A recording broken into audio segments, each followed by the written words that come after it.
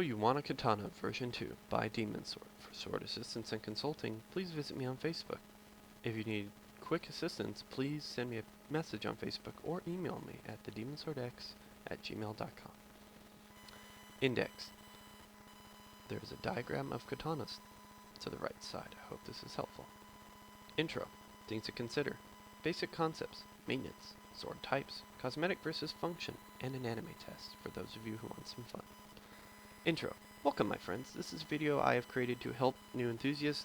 I hope this helps you all get some idea of what you need to do or what you need to think about before you buy a sword. I'm a free consultant. I offer my services to help people. I'm available on Facebook and in my email. You can also post to this video if you need assistance. Always feel free to talk with me and don't be afraid to ask for help. Things to consider. Number 1. What are your country's laws regarding swords? Age, restrictions, import and export, length of blade, local laws, and style and making of the sword. This revolves around their forge, how they are forged, if they are forged. This is a big concept I've had to work with when helping people buy a sword. Many people in certain countries are restricted in length, the local laws, if they can export the sword or even have the sword imported into their country. So be aware of that. Things to consider too. The cost. Make sure you set a budget for the sword. A good range. A basic sword, maybe 100 to 200. A good practical blade, I would say, is 200 to 300 though.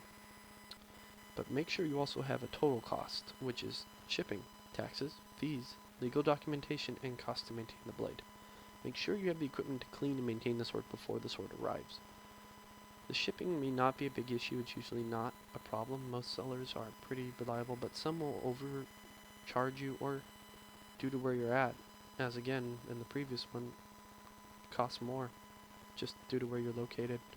Taxes to get it in, fees to import, export, legal documentation. This is a big part with swords being imported exported from Japan to other countries. There's a lot of red tape, there are permits, and then there's wait times, and there's a time zone to even have it shipped to you, so please be aware. Things to consider 3. Your expectations of the sword. These should be realistic. A lot of people are very realistic in this area. Swords are not like they are in anime. They cannot cut a giant robot. They cannot cut a car, an airplane, a spaceship, or a battleship. Some blades are strong enough to cut metal, but this is usually a small piece of metal, and it will sustain minor to heavy damage and require polishing and refinishing. Be sure you understand target types, light, medium, and heavy. Understand proper handling of a sword, such as how to draw and how to strike. Things to consider 4. Safety. Many cheap swords are unsafe. These are the rat tails, the ones you buy for $20 to $50. They're not functional. They are meant for decoration or cosplay use. If it looks too good to be true, it usually is. Making a sword is very time consuming and labor intensive, and the cost of this is reflective in the quality of the sword. This is not always true. Some sellers will overcharge and for a obvious inferior sword. Ask questions of the seller and make sure you understand what you're getting. Make sure you understand the PayPal policy. Some sellers can get through and still rip you off. Basic concepts. Katanas have a variety of styles and designs. Blades will rust without oil and maintenance. Do not over sharpen, as it will become very fragile along the edge and can crack or break the edge.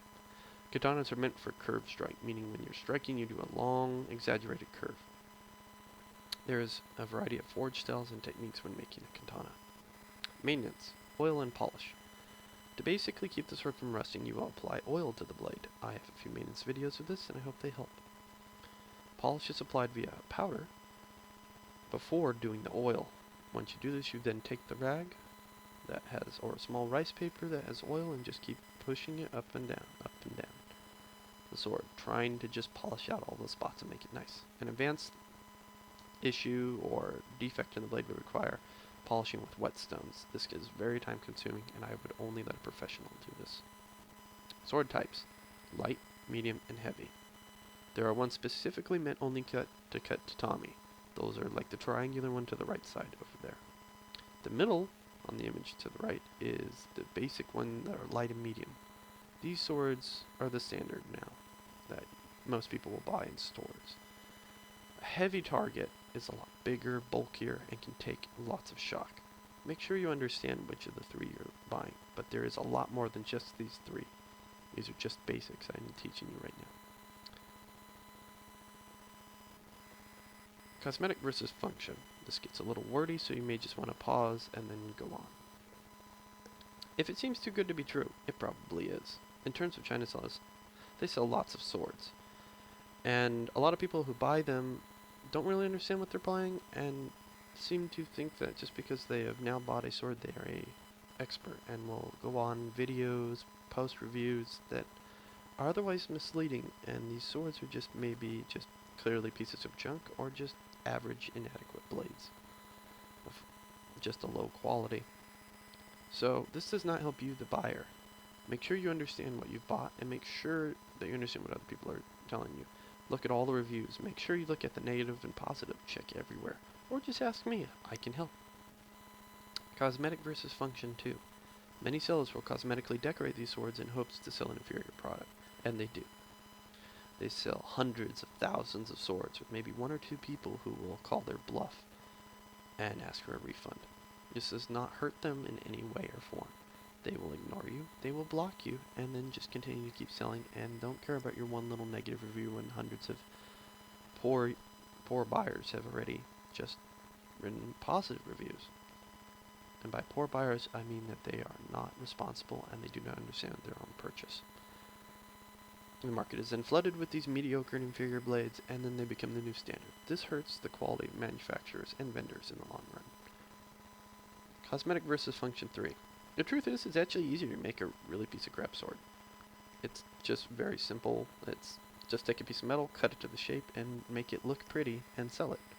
A lot of people will sell these swords, and some people will buy them and just state how great they are.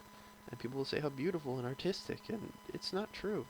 Be very critical and analyze the blades. I just want you all to be very aware of what you're buying and paying for. Do your research, ask for help. I'm always here. Try to minimize your risk and buy from those who are also reputable. End. I hope this has helped you and gives you some insight. A sword is a beautiful work of art and you should have such. But make sure you understand what you're buying, and I'm always available for consulting. The last thing for those of you who are anime fans and anime tests, please enjoy. For the following pictures, name the character and the anime in a post below. Thank you.